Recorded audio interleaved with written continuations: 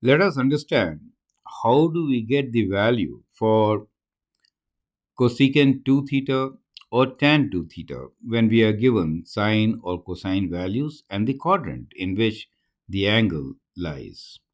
Let us enjoy the journey of learning. Thank you. I am Anil Kumar.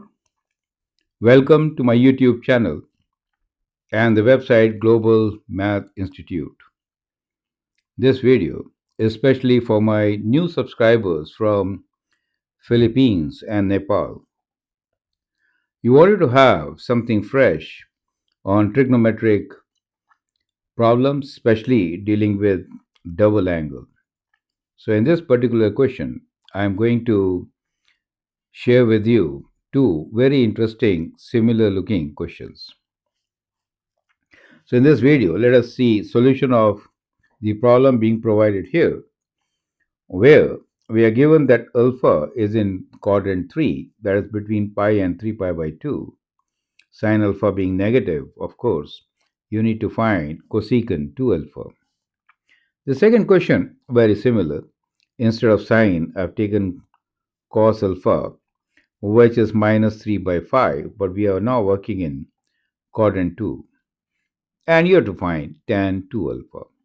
The idea of taking these two questions is to show you how do we work when we need to relate double angles with sine, cosine, and tangents. So let's begin with the solution of the very first question. Let me also thank all the viewers and subscribers for watching my videos, posting excellent comments and suggestions. In case you want to learn directly from me, feel free to send an email on globalmathinstitute@gmail.com. So, as we always do, let us look into the related formulae and our approach in solving these questions.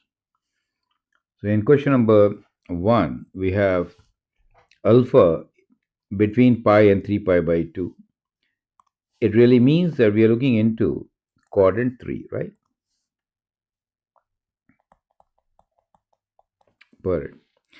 Sine, of course, is negative here. You can write down the cos rule. You need to find cosecant 2 alpha.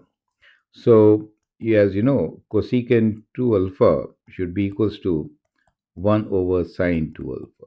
Simple. It's a reciprocal identity. And as far as sine 2 alpha is concerned, it is basically 1 over 2 sine alpha cos alpha. So there you go. So these are all the formulae which are required to solve this question. Simple.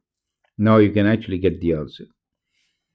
Now when you are given a value of sine alpha, I normally draw this diagram with the angle being related acute angle, right? So think like this. So that's my approach, right? So what we do is that we draw the triangle. We know that this is alpha for us. I'm writing beta here. Mainly because I have, instead of drawing in the third quadrant, I'm now considering the triangle in quadrant 1, where everything is positive, okay? We know in quadrant 3, sine, cosine both are negative.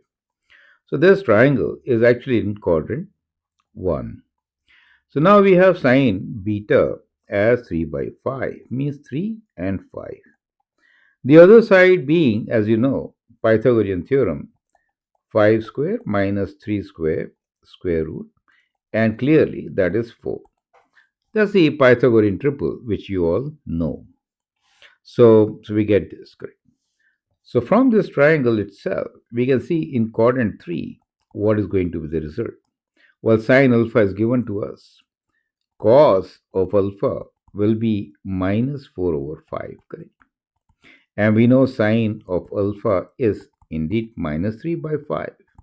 And therefore, we can write down what is cosecant 2 alpha, which will be 1 over 2 times sine of alpha which is minus 3 by 5, times cos of alpha, which is minus 4 by 5. Makes sense? So simple as that, correct? Now, you can rewrite 5 times 5, 25 goes in the numerator, and in the denominator, minus minus becomes positive. 6 times 4 is 24, and so we get the value of cosecant 2 alpha as 25 by 24. Simple as that, right? So these three steps are required if you know the formula. Simple.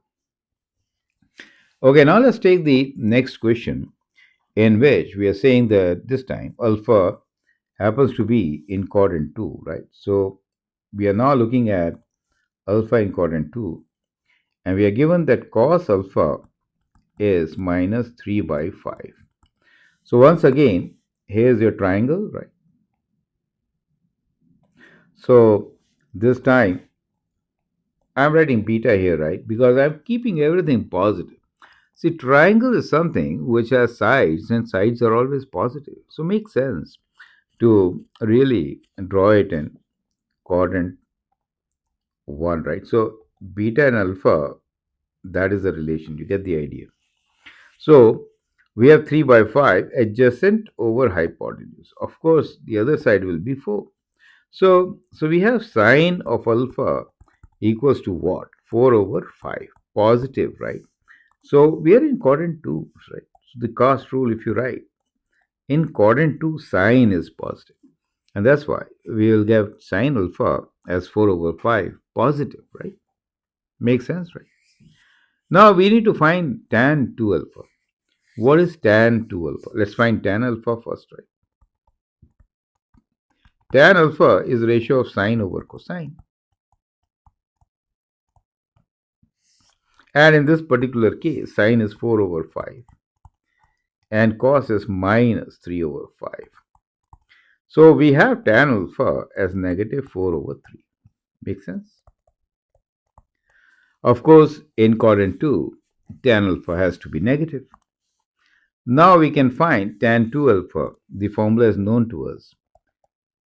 Tan 2 alpha is basically equal to what? 2 tan alpha over 1 minus tan square alpha. Let's substitute the values, right? 2 times tan alpha is minus 4 over 3.